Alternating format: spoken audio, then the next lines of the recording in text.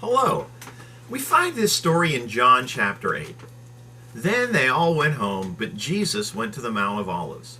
And at dawn, he appeared again in the temple courts, where all the people gathered around him.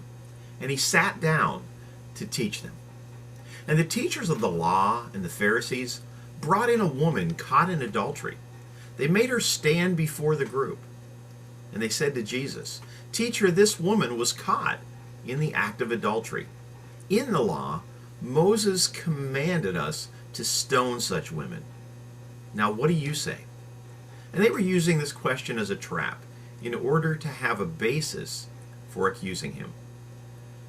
Jesus bent down and he started to write on the ground with his finger. And when they kept on questioning him, he straightened up and said to them, "Let any one of you who is without sin be the first to throw a stone at her."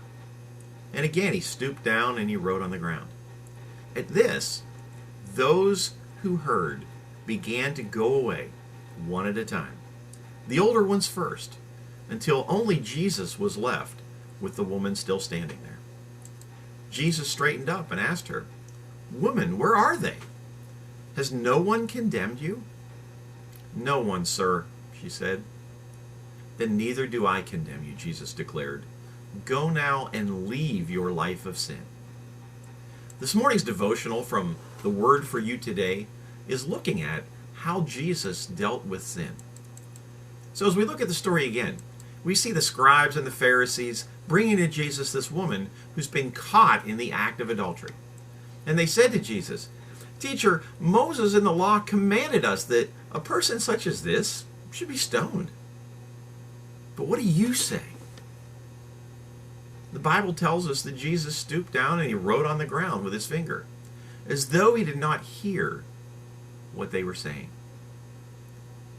And when they continued to ask him, he raised himself up and he said to them, "He who is without sin among you, let him cast a stone at her first." The story tells us that then Jesus continued to write in the ground in the sand. Wouldn't you love to know what he was writing? The Bible doesn't give us any indication, but what he was writing was certainly striking a chord with those who were gathered there.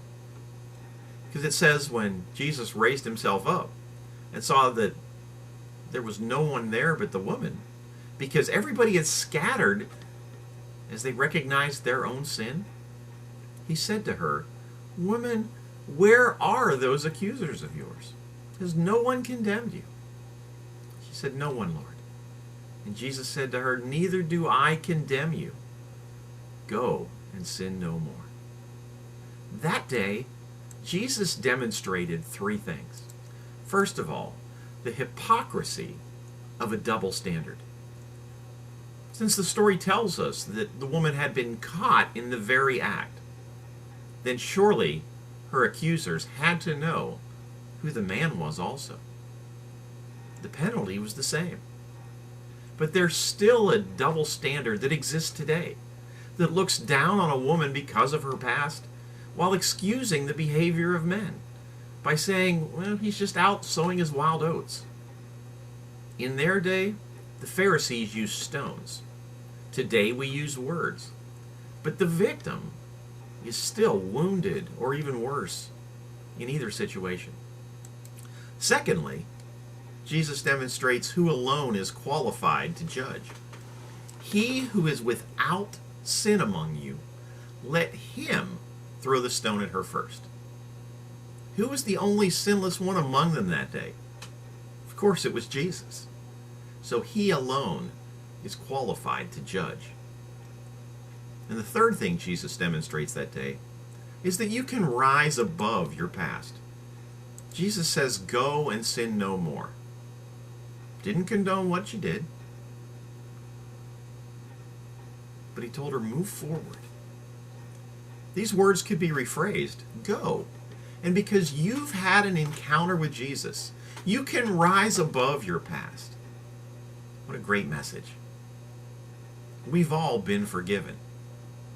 It's time for all of us to step up our game and do better as we continue to walk forward. And thanks be to God for his incredible mercy and grace. Amen? Now, for the third time in the past 4 weeks, the Jacksonville Jaguars are playing on a day other than Sunday. Think God's trying to tell us something? You know, even the NFL has been praying lately. You've been following the incredible story and recovery of Damar Hamlin. So, I invite you to enjoy the game Saturday night, and we'll look forward to worshiping with you on Sunday morning at the Village Church at 9 or 11 a.m. And if you're traveling on this Martin Luther King Jr. weekend, and you're unable to join us in person, be sure to join us online on Facebook or YouTube at the Village Church at World Golf Village. And while you're watching, be sure to check in by using the comments so that we know that you're out there worshiping with us. And we've got a couple other church-related and community announcements. Our media team at the Village Church is seeking individuals who would be interested in learning more about sound and lighting and video and social media as it relates to the church, and how you can be involved as helping in those areas. You don't have to have any prior experience. The group will meet between services this Sunday at 10 a.m. at the sound booth. Winter Jam is coming to Jacksonville this Sunday at Veterans Memorial Arena. 10 bands, an incredible speaker. It's a great event for our youth in the city. And if you would be willing to help us out with transportation for our youth to get to and from Jacksonville on Sunday, please contact me as soon as possible. We'll pay for your ticket and your parking.